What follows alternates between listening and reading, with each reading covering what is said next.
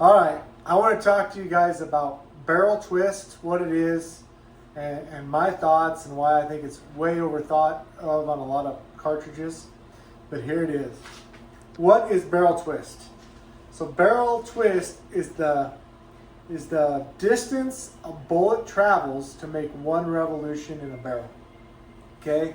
So a 1 8 twist, for example, in a 22 caliber barrel, the bullet travels 1 revolution in 8 inches. Okay? A slower twist barrel, this is counterintuitive because 12 is bigger than 8. For every 1 foot of barrel travel, or 12 inches, the bullet makes 1 revolution. So why does this matter? So we need to get the bullet spinning to stabilize it. Think of a top when you were a kid, right? If we had a short little fat top, we didn't have to pull the string very quick to make it spin and stabilize, to make it gyroscopically stable. When I was in Japan, in Okinawa in the service, they had really tall tops, and you really had to pull the string and really make them yank to stabilize them, and they fought with them. It was kind of cool. So just think of a bullet as a top, and the longer and the skinnier the bullet, the faster we have to spin it to rotate it so it stays stable. The shorter, the fatter the bullet, the less we need to spin it to keep it stable. Like if you look at your 45 caliber barrels, they're a 1 in 20 twist. So every 20 inches, that bullet only needs to spin in 1 revolution to be stable.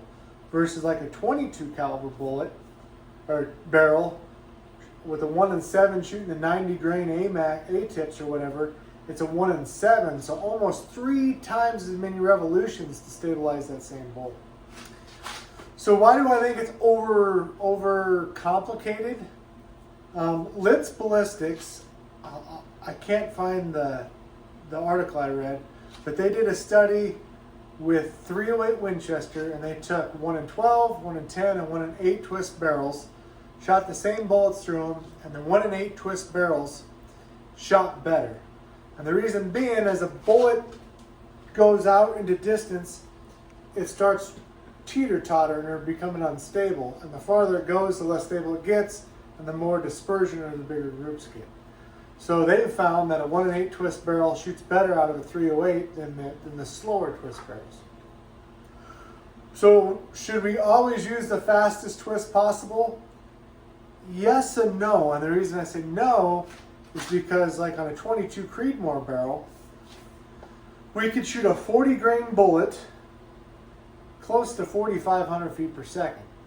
So what happens is that bullet goes really, really fast and it gets spun really, really hard, and the bullet actually disintegrates in midair. It actually blows itself apart once it leaves the barrel because there's nothing holding it together. So as long as the bullet, in my opinion, makes it to the target without disintegrating in midair, I don't think we're over spinning the bullets or giving it too much twist. Now, are we better to go too fast or too slow? We always want to err on the higher side of twist or a faster twist, because if we don't go fast enough with our twist, just like the top when we were kids, it'd tumble and fall over. So we need the bullet to make it to the target without blowing up and making it stable enough so it doesn't keyhole or hit the target sideways. A little pilot knowledge for you. Some guys at sea level are required to shoot a bullet with a faster twist than guys up in the mountains.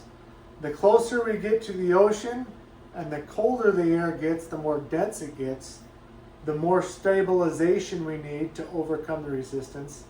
The hotter it is and the higher the altitude, we call this density altitude as pilots, the less stabilization we need.